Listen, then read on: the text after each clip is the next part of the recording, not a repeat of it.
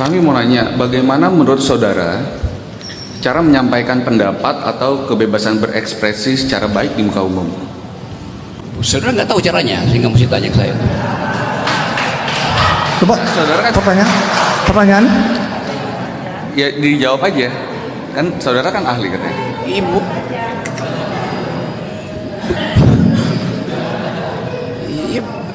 ya memang bisa saya jawab. Kan mesti ada mutu pertanyaan itu kan. Kalau saya nggak jawab, bagaimana caranya itu? Ya dengan mudah saya bilang nggak ada caranya. Karena kebebasan berpendapat itu adalah hak. Jadi nggak ada caranya. Yang mesti saya tanya, bagaimana caranya membatalkan orang yang menghalangi kebebasan berbicara? Itu pertanyaan akademis. Kan ini forum akademis, saya dipanggil di sini sebagai saksi ahli itu. Baik Yang Mulia, sebelum tadi kami mencoba memberikan pertanyaan-pertanyaan pengantar dari rekan kami.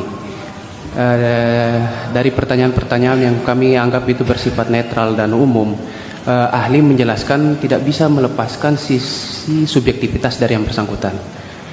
Mohon izin Yang Mulia, Arthur Best dalam bukunya The Law of Evidence mengatakan kurang lebih syarat daripada keterangan ahli. Pertama, menyangkut kualifikasinya. Kedua, dengan topik. Ketiga, jenis dari keterangan ahli. Empat, bercorak kesaksian. Dan yang kelima menjadi syarat utama adalah objektivitas keterangan ahli.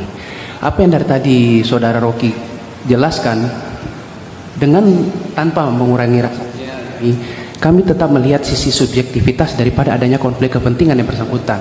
Karena yang bersangkutan juga dalam permasalahan lain itu juga terkait permasalahan. Jadi sangat-sangat tidak mungkin melepaskan sisi subjektivitas daripada ahli. Oleh karena itu kami menutup sesi pertanyaan dari jaksa penuntut umum untuk tidak melanjutkan memberikan pertanyaan karena tidak memiliki faedah terhadap manfaat pembuktian kami. Terima kasih. Ancaman terhadap kebebasan berekspresi sebagaimana dijelaskan oleh saudara saksi ahli dalam beberapa tahun terakhir selalu diadili oleh jaksa penuntut umum. Jadi saya ingin mengatakan poin kedua saya bahwa institusi kejaksaan telah dipakai untuk membangun rasa takut di negeri ini. Terima kasih. Berekspresi itu apa sebetulnya? Hakikinya itu aja. Itu apa sebetulnya itu? Kebebasan berekspresi itu apa? Pengertian. Itu pertanyaan yang akan membatalkan keberatan jaksa tadi. Kenapa?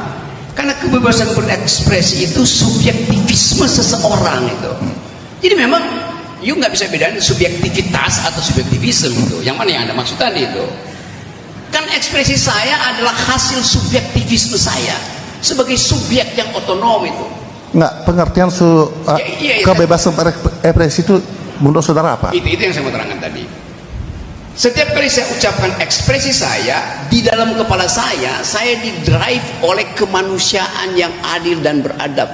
Tidak boleh berbohong di situ. Maka muncul subjektivisme saya.